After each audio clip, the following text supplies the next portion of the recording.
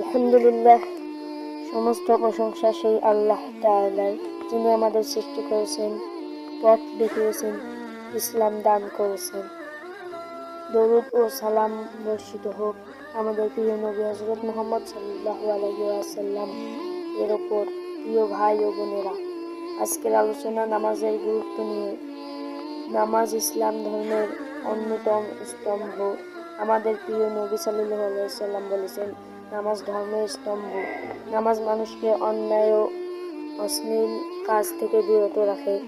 আল্লাহ তাআলা কুরআনে বলেন, নিশ্চয়ই নামাজ মানুষকে অশ্লীল ও মন্দ কাজ থেকে বিরত রাখে।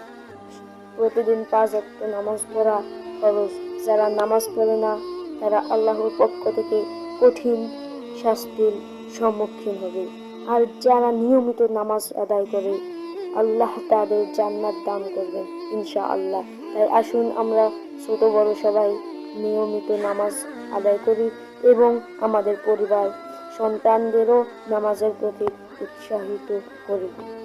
আসুন আমরা প্রতিজ্ঞা করি, নামাজ ছাড়ব না কখনোই।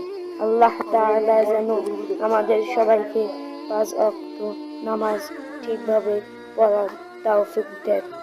আমিন। আসসালামু আলাইকুম।